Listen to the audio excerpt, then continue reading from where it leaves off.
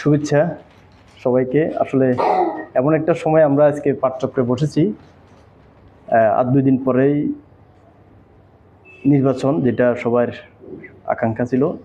কয়দিন পরেই শুরু হবে রোজা, আর এখন ঠিক শীতের শেষের দিকে। তো আমরা এমন সময় পাঠচক্রটা করেছি, সবগুলোই মনে হচ্ছে আমেজ পাইছি আর কি, এরকম। আপনাদের অসংখ্য ধন্যবাদ যে আপনারা দূরদূরান্ত থেকে কষ্ট করে এসেছেন। নন্দকানন পাঠচক্রের 4 পর্বে আজ আমরা সাজিয়েছি 21শে ফেব্রুয়ারি মাতৃভাষা দিবস উপলক্ষে মাতৃভাষা আয়োজন, ওটার উপরে। আর হলো গতকাল 5 ফেব্রুয়ারি জাতীয় গ্রন্থকার দিবস গেছে। তো এই দুটো দিবসকে আমরা একসাথে করে একটা ব্যানারেই নন্দকানন পাঠচক্র। আর নন্দকানন পাঠচক্র হচ্ছিল দৈনিক ফেনী আয়োজিত ইসলাম ফার্নিচার সহযোগিতায় প্রতি মাসের প্রথম শুক্রবার এটা আয়োজিত হয়। ফলে আজকে এই শুক্রবারটা পড়েছে 6 ফেব্রুয়ারি।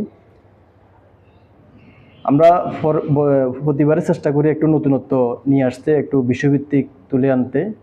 তারই ধারাবাহিকতায় আমাদের আজকের মাতৃভাষা ও পাঠাগার শিরোনামে যে অনুষ্ঠানটা সাজিয়েছি, প্রধান আলোচক আছেন এখানে 2 জন, কথা সাহিত্যিক এবং কুমিল্লা বিশ্ববিদ্যালয়ের অধ্যাপক জনাব আহমেদ মওলা ভাইয়া।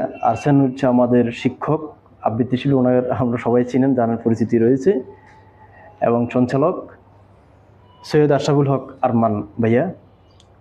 এছাড়া আমাদের আজকে পরিবেশন করবেন গান, আবৃত্তি, দেশাত্মবোধক মাতৃভাষার উপরে করবেন হচ্ছিল পৃথা, ইকরা, নাসিবা। তাদেরগুলো আমরা উপভোগ করবো, শুনবো। একই সঙ্গে আমাদের ফয়েজুর রহমান ভাইয়া তার নিজের একটি কবিতা পাঠ করবেন ভাষার উপর। আমি এখন পৃথাকে একটা গানের আহ্বান জানাই।